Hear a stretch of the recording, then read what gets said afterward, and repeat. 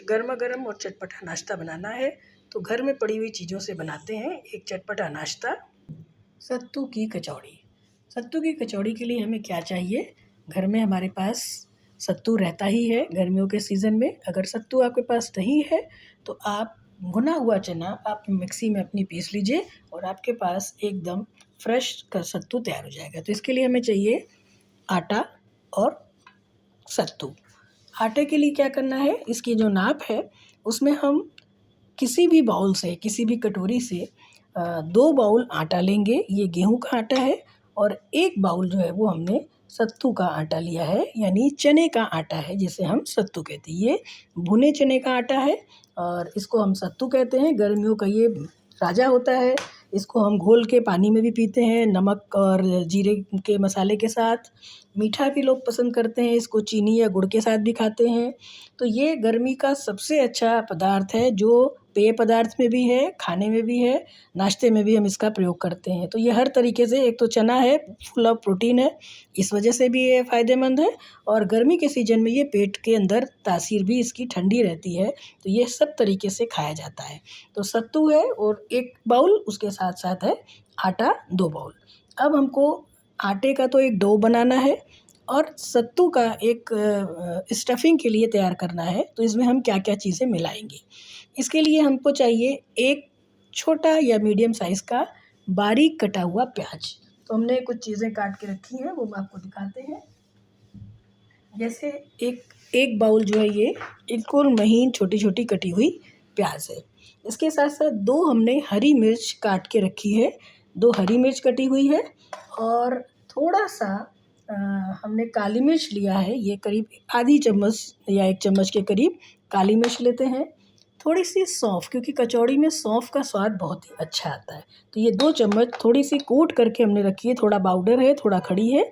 तो इस तरीके से 2 चम्मच हमने सौंफ लिया है और इसको चटपटा बनाने के लिए हम इसमें डालेंगे 1 से 1.5 चम्मच अचार का मसाला। आपके पास पिसा रखा हुआ हो तो वो, अगर आपका पास मिर्च का अचार हो तो ये मिर्च के अचार का मसाला है। तो 2 चम्मच हम मिर्च के अचार का मसाला लेंगे, इससे ये कचौड़ी बहुत ही चटपटी बनेगी। अब थोड़ी-सी खटास के लिए आपके पास अमचूर पाउडर हो तो आप 1 चम्मच अमचूर पाउडर डाल सकते हैं। अदरवाइज़ आप 1 चम्मच नींबू का रस डाल सकते हैं। नींबू नहीं है तो नींबू के अचार का जो रस होता है वो भी आप डाल सकते हैं। तो 1 चम्मच ये नींबू का रस है और थोड़ा-सा आधी चम्मच हम जीरे का पाउडर इसमें डालेंगे। तो हम इसको डालते चलते हैं।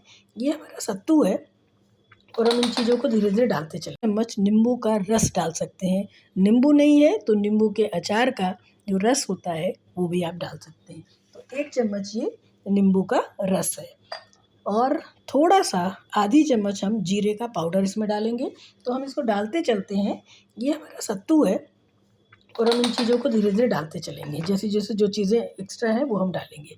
ये हमारा सत्तू है, इसमें हम 1 छोटी कटी हुई प्याज़ जो है वो हम इसमें डालेंगे। तो इस तरीके से इसमें हम प्याज़ को डाल देंगे और प्याज़ के बाद 2 हरी कटी हुई मिर्च है वो भी हम इसमें डाल देंगे और जो हमारी सौंफ है वो भी हम इसमें कुटी और थोड़ा पाउडर, थोड़ी खड़ी ये सौंफ डालेंगे इसमें, इसका स्वाद बहुत ही अच्छा आता है। थोड़ी-सी हमने काली मिर्च ली है, ये आधी चम्मच के करीब कुटी हुई काली मिर्च है, वो हम डालेंगे और इसके साथ-साथ 1 चम्मच ये मिर्च के मसाले का अचार का मसाला है, वो भी हम इसमें डाल देंगे। तेल के लिए परेशान नहीं होना है क्योंकि इसको हम जब स्टफिंग बनाएँगे तो थोड़ा-सा इसमें तेल या घी कुछ डालेंगे और 1 चम्मच हमने ये नींबू का रस लिया है, वो भी हम इसमें डाल देंगे क्योंकि हमने अमचूर नहीं लिया है तो हमने इसमें नींबू का रस ले लिया है। और इसके साथ-साथ थोड़ा-सा ज़ीरे का पाउडर डालेंगे भुना हुआ। भुना हुआ जीरा जो है वो करीब आधी चम्मच इस तरीके से हम पिसा हुआ डाल देंगे इसमें और इसके बाद इसमें हमको डालना है थोड़ी-सी हींग, क्योंकि जब भी हम कचौड़ी बनाते हैं तो उसमें हींग और सौंफ मेन होती है जिसका स्वाद बहुत ही अच्छा आता है। तो हम इसमें थोड़ी-सी हींग जो है वो हम इसमें डाल देंगे और अब इसके साथ-साथ इसमें हम डालेंगे थोड़ा-सा 2 चम्मच के करीब रिफाइंड घी या फिर आप इसमें तेल भी डाल सकते हैं। इसमें मैं 1 चम्मच जो है वो रिफाइंड तेल डाल देती हूँ 2 चम्मच डाल देंगे तो वो डो बहुत अच्छा बनेगा और इसमें आराम से चिकनाहट आएगी, जिससे वो आटे में अच्छे से चिपक जाएगा और भुरभुरा होकर के बाहर नहीं गिरेगा। तो इसलिए हम इसमें 2 चम्मच रिफाइंड घी डाल देंगे। अब हम इसमें लास्ट जो है, नमक अभी हमारा नहीं पड़ा है और उसके साथ साथ क्या नहीं पड़ा है, हरा धनिया भी इसमें थोड़ी सी डाल देते हैं तो उसका स्वाद बहुत अच्छा सा आता है। तो हमने थोड़ी सी हरी धनिया काट के रखी है, ये एकदम महीन धनिया है, वो भी इसमें हम लास्ट में डाल देंगे। और धनिया डालने के बाद हम इसमें थोड़ा सा नमक डालेंगे स्वाद के अनुसार। थोड़ा सा अचार का मसाला है लेकिन थोड़ा सा नमक पड़ेगा, तभी वो जो भरावन है वो अच्छा सा हो पाए। इसमें हम करीब 1 चम्मच से थोड़ा कम नमक डालेंगे, 1 चम्मच से थोड़ा सा नमक कम डालेंगे, क्योंकि हम हल्का सा नमक आटे में डालेंगे। हल्का सा नमक आटे में होगा तो खाने में वो टेस्ट आता है अच्छा सा। अदरवाइज़ कहीं कहीं पर आपके अनुसार थोड़ा सा अचार का मसाला है लेकिन थोड़ा सा नमक पड़ेगा, तभी वो जो भरावन है वो अच्छा सा हो पाए। इसमें हम करीब 1 चम्मच से थोड़ा कम नमक डालेंगे, 1 चम्मच से थोड़ा सा नमक कम डालेंगे, क्योंकि हम हल्का सा नमक आटे में डालेंगे। हल्का सा नमक आटे में होगा तो खाने में वो टेस्ट आता है अच्छा सा। अदरवाइज़ कहीं कहीं पर आटे में जब ये पेस्ट नहीं आ पाता है तो वो आटा खाली सा लगता है, इसलिए थोड़ा सा आटा हम थोड़ा सा नमक आटे में डाल देंगे, बाकी हमने इसमें डाल दिया है। नमक तेज़ नहीं होना चाहिए वरना वो खाने में अच्छी नहीं लगती है। इस खस्ता कचौड़ी को खूब मोयन वाला आटे के साथ जब बनाया जाता है तो गरम गरम कचौड़ी सुबह के नाश्ते में, या कोई एकदम से गेस्ट आपके घर में आ गया तो आप फटाफट से इसको बना सकते हैं। देखिए इतनी जल्दी से दाल भी नहीं तैयार होती, लेकिन ये सत्तू की कचौड़ी बहुत ही टेस्टी होती है, इसलिए इसको हम इस तरीके से बनाते हैं। तेल हमने डाल दिया है, सारी चीज़ें हमने मिला दी हैं। अब इसको हम बाइंड करने के लिए थोड़े से पानी की ज़रूरत पड़ेगी। थोड़ा सा जब पानी डालेंगे तो ये आसानी से एक डोव की तरह तैयार हो जाएगा। इसमें थोड़ा थोड़ा सा पानी हम डालेंगे, तो थोड़े थोड़े पानी से क्या होगा कि बहुत ज़्यादा ये गीला नहीं होगा। और हल्का सा पानी डाल के इसको अच्छे से मिला के देख लेंगे कि इसका डो तैयार हो रहा है कि नहीं। आप अगर स्पून से आपसे नहीं बनता है तो आप चम्मच की बजाय हाथ से भी इसको करके देख सकते हैं। इसमें चूँकि घी पड़ा है तो ये चिपकेगा नहीं और अच्छा सा एक डो तैयार हो जाएगा। इसको हम हाथ से भी कर सकते हैं अगर आप अच्छे से नहीं कर पा रहे हैं, या मुझे भी लगता है कि हाथ से ज़्यादा अच्छा सा हो पाता है, तो इसको हम हाथ से कर लेंगे। पानी कम लगेगा तो पानी हम बढ़ा भी सकेंगे। अच्छे से इसका एक डो तैयार कर लेंगे। तो देखिए इस तरीके से ये सत्तू का हमने एक डो तैयार करके रख दिया और इसको अब हम ढक कर रखेंगे। और इसके बाद हम आटे की तैयारी करेंगे। आटे का एक डो तैयार करेंगे जिसमें हम इस भरावन को भर कर कचौड़ी तैयार करेंगे। इस सत्तू को हम ढक के रखेंगे जिससे इसका पानी ना सूखे। और इसके बाद अब हम आटे की तैयारी करते हैं। तो आटे के लिए हम एक कोई भी बर्तन ले सकते हैं, स्टील की परात ले सकते हैं, कांच का बड़ा बाउल हो, उसमें जिसमें भी आपको आटा बनाना हो वो आप ले सकते हैं। तो हमने ये छोटी स्टील की परात ली है, इसमें हम 2 बाउल जो हमने आटा लिया था वो हम इसमें डाल देंगे। अब इस आटे में हमको चाहिए मोयन। मोयन के लिए आप रिफाइंड घी डाल सकते हैं, देसी घी डाल सकते हैं, सरसों का तेल भी डाल सकते हैं। मैंने यहाँ पर इन तीनों में से कोई भी चीज़ नहीं ली है, इसकी जगह मैंने लिया है मलाई।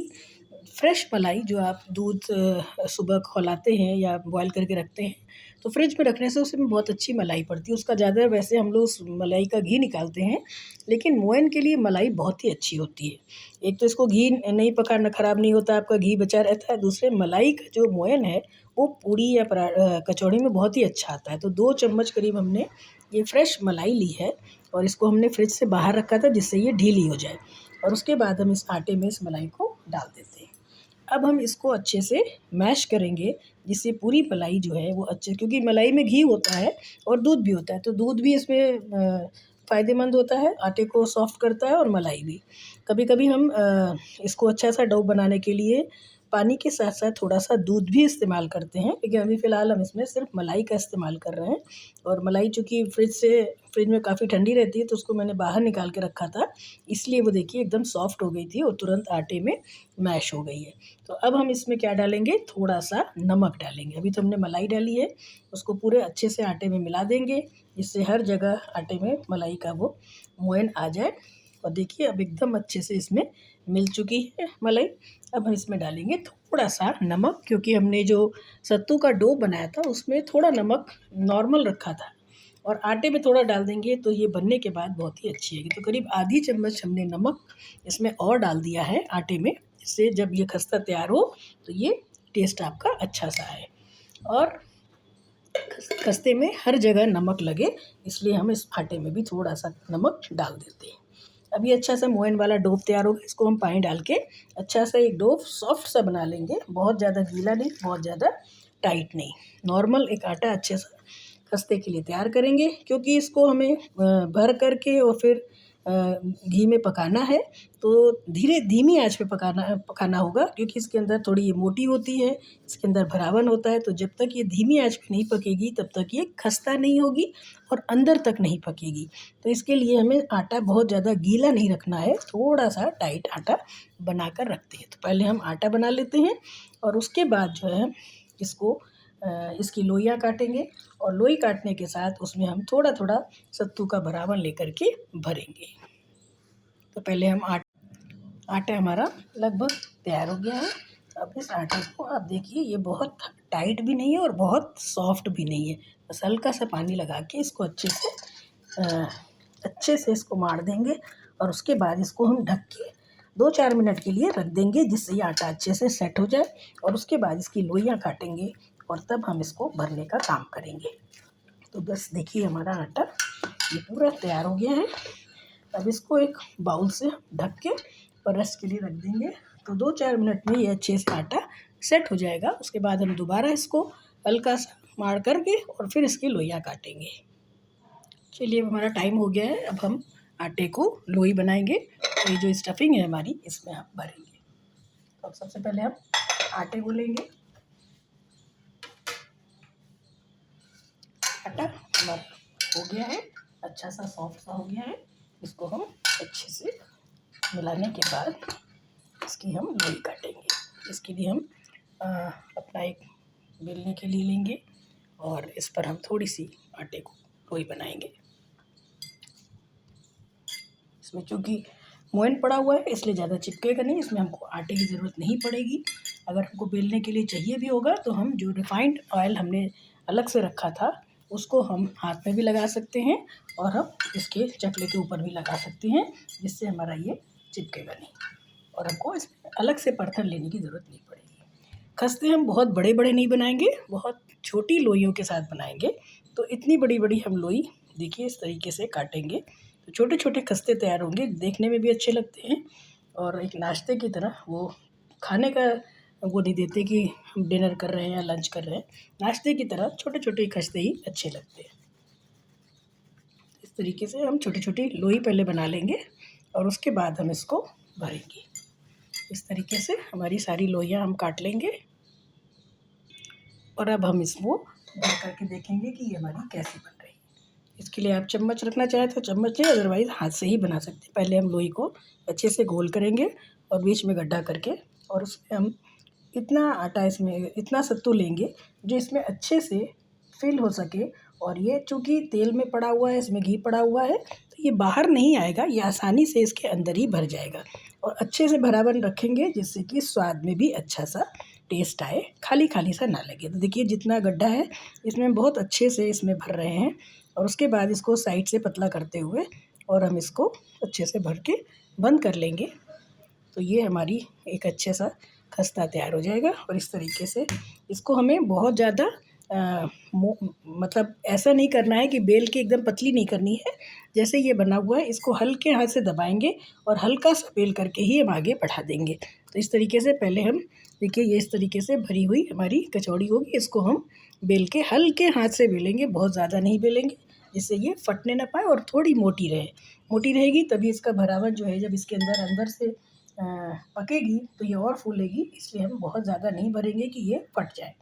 और बस इसको बंद करके रखेंगे जिससे कि ये कहीं से फटने ना पाए। अच्छे से इसको हम लॉक करेंगे और लॉक करने के साथ ये सारी लोइयों को हम तैयार करके पहले रख लेते हैं और उसके बाद हम इसको तलेंगे। तो इस तरीके से देखिए मोटी ही है, लेकिन जब हम हल्का सा दबाएंगे तो ये बड़ी भी होगी, और हल्का सा बेलन मार के इसको हम पतली करेंगे और उसके बाद तलेंगे। अब अब हम इनको पतली पतली इस तरीके से, बहुत पतली नहीं बहुत मोटी नहीं, इस तरीके से बेल के रखेंगे। हल्के हाथ से बेलेंगे जिससे ये फटने ना पाए और थोड़ी सी बड़ी हो जाए। और उसको धीमी आंच पे हम पहले घी गरम करेंगे, उसके बाद धीमी आंच पर हम इसको पकाएंगे। तो इस तरीके से पहले हम बेल के रख लेते हैं और उसके बाद हम चलेंगे गैस की तरफ कि हम अपना कढ़ाई चढ़ा के उसमें घी गरम करेंगे और तब हम इन्हें एक साथ धीरे धीरे करके तलना शुरू करेंगे। एक चीज़ ये है कि जब आप इसको बनाइए तो आप जस्ट आपने भरावन जो बनाया है उसको आप एक बार टेस्ट भी कर लीजिएगा। अगर आपको लगता है कि उसमें तीखापन कम है तो तीखापन आप अपने हिसाब से बढ़ा सकते हैं, क्योंकि हर आदमी बहुत ज़्यादा तीखा नहीं खा पाता। और इसके लिए आप हरी मिर्च की जगह लाल मिर्च का भी इस्तेमाल कर सकते हैं।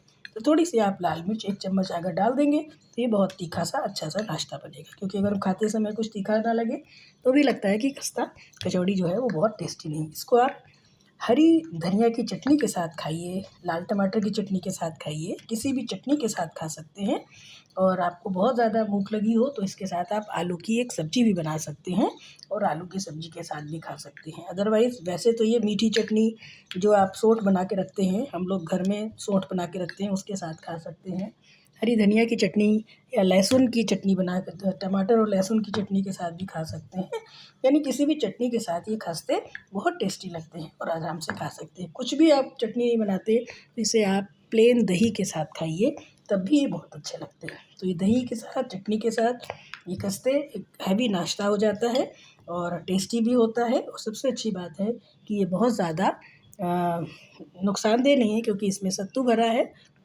और चलिए अब हमारी काफ़ी सारी ये पूड़ियाँ हो गई हैं, अब इनको हम तलने की तरफ चलते हैं। चलिए अब हम घी चढ़ा दिया है और जैसे ही हमारा घी गर्म होगा वैसे ही हम इसमें काम करेंगे, पूड़ियाँ तलना शुरू करेंगे। तेज़ आंच पर हम घी गर्म कर लेंगे अच्छे से, और जब घी गर्म हो जाएगा उसके बाद हम इसमें धीमी आंच करके इसको पकाना शुरू करेंगे। घी हमारा अच्छे से गर्म हो गया है, इसमें हम बस कचौड़ियों को डालेंगे और इनको कम से कम 4 हम कचौड़ी इसमें डाल सकते हैं, क्योंकि ये इतना घी है कि इसमें चारों अच्छे से, और बस इनको अच्छे से घी में डूबी रहे ये ध्यान रखना है। और हल्का हल्का इसको घुमा देना है, इससे ये आपस में चिपके भी नहीं और अच्छे से इनके ऊपर घी आ जाए चारों तरफ से। और इसे धीमी आंच पे रख के पकाएंगे तभी ये अंदर से खस्ते होंगे और ये करारे बन पाएंगे। तो इनको हम बहुत तेज आंच पे पकाएंगे तो ये पूड़ी की तरह तल जाएगा, और हमें इन्हें क्या बनाना है, खस्ता बनाना है, इसलिए हम इनको धीमी आंच पे पकाएंगे। तो अभी हमारा खस्ता धीरे धीरे पकेगा, तो इन्हें हम धीरे धीरे पलटते भी रहेंगे, जिससे हल्का हल्का, जैसे एक साइड से हल्के हल्के पक भी गए हैं और हम इसको धीरे धीरे पलटते रहेंगे जिससे ये फटे भी ना, और हल्के हल्के धीमी आंच पे पकेंगे। ये अच्छे से खस्ता जो है वो खस्ते की तरह ही बनेंगे। ये आटा है जल्दी मुलायम हो जाता है, इसलिए इसको धीमी आंच पे मोहन का आटा पकाते हैं तो बढ़िया सा खस्ता बन जाता है। तब तक हम चटनी तैयार कर लेते हैं। एक बार और पलट के देखेंगे, अभी हल्के से ये देखिए एक साइड से तो अच्छे हो रहे हैं लेकिन दूसरी साइड से वाइट है। इनको अभी हम थोड़ी देर पकाएंगे, वैसे बहुत जल्दी ही बन के तैयार हो जाएंगे। 2 मिनट और लगेगा और उसके बाद हमारे खस्ता तैयार है। खस्ते हमारे हो गए हैं, अब बस इन्हें हम निकाल कर एक प्लेट में टिश्यू पे निकाल लेंगे, जिससे उनका जो एक्स्ट्रा घी है वो सारा निकल जाए। और इस तरीके से इसको हम टिश्यू से हल्का हल्का इसका घी पोंछ देंगे, जिससे ज़रा भी घी आपके हाथ में नहीं आएगा। और इसको हम सर्व करते हैं। और ये है हमारी उत्तर प्रदेश की सत्तू की खस्ता कचौड़ी, चटनी और दही के साथ। बनाइए और घर पे खिलाइए। Thank you.